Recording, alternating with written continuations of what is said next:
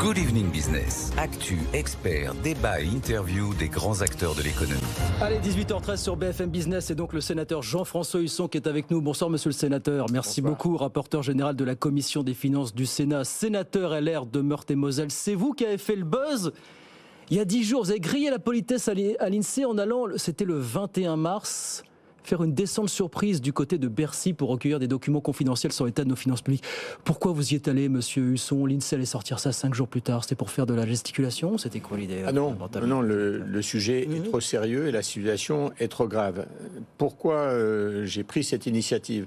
Parce que le gouvernement, lors de l'examen du budget au Sénat, où nous avons examiné le budget en proposant, excusez-moi de le rappeler, 7 milliards d'économies, voté par la majorité sénatoriale. Le gouvernement n'en a rien retenu. Il avait ses prévisions de croissance, de déficit, qu'il a tenues jusqu'au 20 mars, où une fuite nous dit qu'au lieu d'avoir un peu moins de 5% de déficit public, on allait passer à 5,6%. Oui. Si vous voulez, j'ai trouvé que c'était méprisant pour la représentation nationale et le travail du Sénat. Donc j'ai un tout petit peu réfléchi, mais pas longtemps. Il y avait 2 possibilités.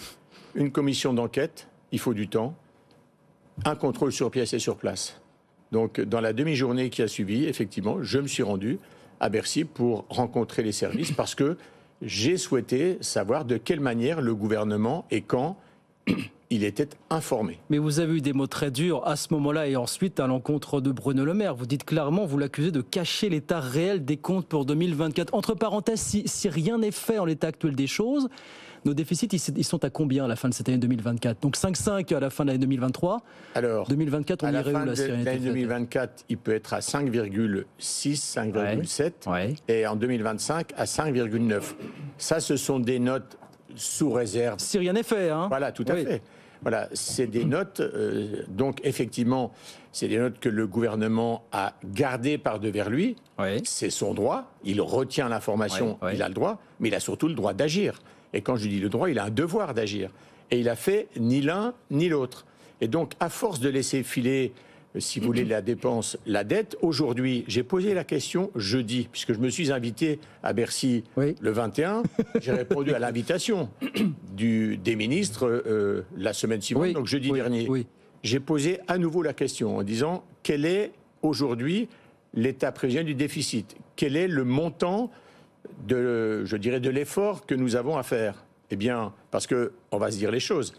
Aujourd'hui, on a eu 10 milliards de coupes budgétaires. Là, décidées sans aucune concertation, mais enfin, 10 milliards. Le ministre des Finances nous a dit, il en reste encore, ça ne va pas suffire. Donc j'ai reposé la question, et il n'y a pas que moi, en disant, mais quel est le montant complémentaire? Parce que pour cette année, pour 2024. Parce que pour boucher un trou pour cette année, les mesures sont différentes et on ne met pas tout à fait les mêmes matériaux dans un trou à boucher si c'est un petit trou ou si c'est quelque chose d'énorme.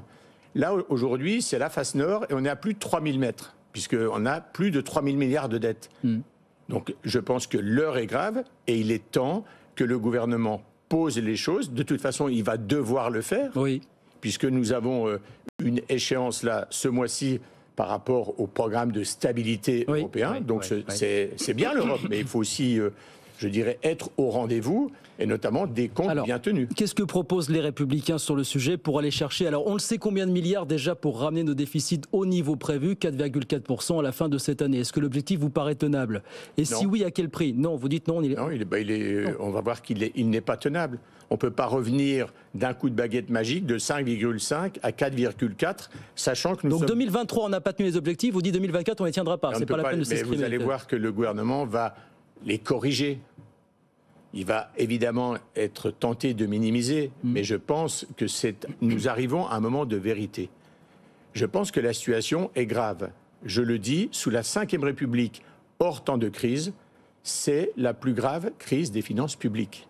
Donc on n'est pas là pour plaisanter, je dirais même, on n'est pas là pour faire des petits calculs politiques. Chaque mois passé à ne pas remédier à la situation est un mois perdu. Et il est perdu doublement. Il est perdu parce que, évidemment, le trou, la dette abyssale se creuse, la dette augmente, mais aussi parce que, dans le même temps, ce sont les générations actives d'aujourd'hui et de demain Alors quand on a aujourd'hui une préoccupation qui est d'avoir des comptes bien tenus, ça n'est pas le cas.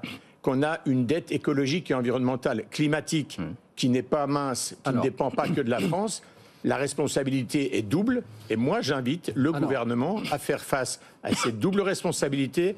Le Sénat a toujours su prendre sa responsabilité. Que dit le Sénat? Et au-delà de ça, que disent les Républicains sur la nécessité d'aller chercher ces milliards? Est-ce que vous achetez par exemple le scénario de la Cour des comptes qui dit qu'il faut 50 milliards d'ici 2027 pour ramener nos déficits sous la fameuse barre des 3% du produit intérieur brut? 1. Est-ce que vous achetez ce scénario? 2. Où doit-on aller chercher les milliards au plus vite pour atteindre ces objectifs? Alors, qu'est-ce que disent les Républicains là-dessus, monsieur? La question d'acheter ou de ne pas acheter. Moi, je pense, effectivement, je l'ai dit, j'ai sorti un chiffre. D'ici en 2025, si on touche rien et si on croit certaines des prévisions faites actuellement par les services de Bercy, en 2025, il faut 65 milliards. C'est les chiffres du ministère, vous verrez.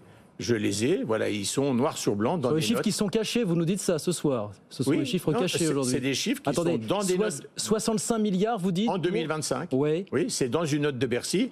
Et vous, ne vous inquiétez pas, nous allons faire un travail. Ce chiffre, je l'ai déjà donné puisque je l'ai vu. Et je l'ai donné devant le ministre, jeudi à nouveau. Je n'ai pas eu de réponse, parce que... je voudrais être sûr de bien comprendre. Vous nous dites qu'il faut trouver 65 milliards pour être sûr de ramener nos déficits au niveau qui ont été annoncés fin 2025. Voilà, c'est ça. Ils sont à combien? Quel pourcentage du PIB fin 2025, vous dites? Fin 2025, le risque aujourd'hui, c'est 5,9 de déficit. Ouais. C'est sans aucune mesure. Et l'objectif initial, il est de? Il était de 3,7.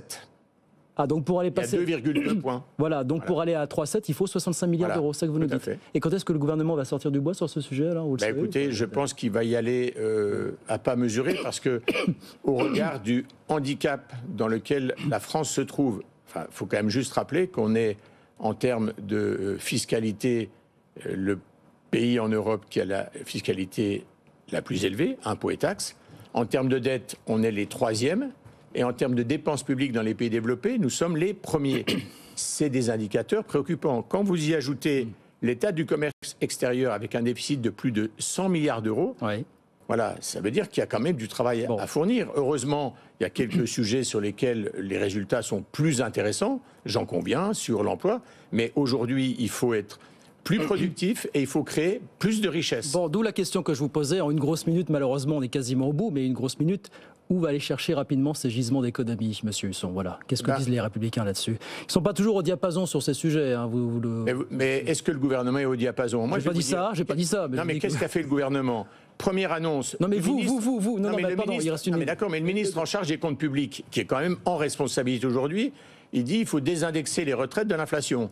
Le président de la République a dit non mais vous y pensez pas, monsieur le ministre, circulaire, rien à voir. On nous a fait le coup du logement, on nous fait le coup de la priorité de la santé, on nous fait le coup des agriculteurs au-dessus de la pile. Et vous nous faites le coup de quoi alors, républicains alors, pour vous, les moi je pense qu'aujourd'hui, il faut, en fonction de la gravité et du montant du déficit, il faut poser les chiffres. Il faut regarder quels efforts plutôt doivent être consentis. Et il y a deux sujets au moins. Il y a un sujet de ce qui peut être entrepris de manière immédiate, rapide, mais souvent c'est un peu des fusils à un coup, et il y a les dépenses, comment dirais-je, ce qui peut être fait de manière structurelle, c'est-à-dire comment on réduit la dépense publique. Réduire la dépense publique, c'est pas un gros mot. Alors, à échéance rapide déjà, monsieur Husson, qu'est-ce qu'on fait là dans les prochaines semaines, les prochains mois? À échéance rapide. Il faut poser ce diagnostic et le gouvernement. J'attends des choses un petit peu concrètes de votre part. C'est trop tôt pour dire nous des. Non, le sujet date pas d'hier. Vous n'allez pas me dire que vous découvrez le sujet aujourd'hui. Je ne découvre pas le sujet aujourd'hui, mais pour prendre les mesures, je le redis, elles ne sont pas de la même ampleur. Nous avons proposé des mesures sur, comment dirais-je, l'emploi, sur la formation professionnelle, sur l'éducation nationale, par exemple, pour réduire de 700 millions d'euros, rien que sur une année, les crédits qui aujourd'hui ne sont pas consommés pour la formation des enseignants parce que ça ne rentre pas dans le temps possible. Et des chiffres comme cela, on en a un certain nombre. Et puis, je vais quand même vous dire une dernière chose. Aujourd'hui, et je l'ai dit également au ministre jeudi, le gouvernement a déporté 16 millions d'euros de crédits qui n'avaient pas été consommés en 2023, il les a remis dans le budget 2024. alors... 16 millions, monsieur. 16 milliards, pardon. 16 j'ai eu peur, oui, je peux poser la question. 16 milliards. OK. Ce qui veut dire qu'au final, nous avons voté un budget avec les données qui sont, moins 10 milliards de coûts, plus 16 milliards de crédits reportés. C'est-à-dire qu'à l'heure où on parle, le budget est plus élevé de 6 milliards que celui qui a été voté.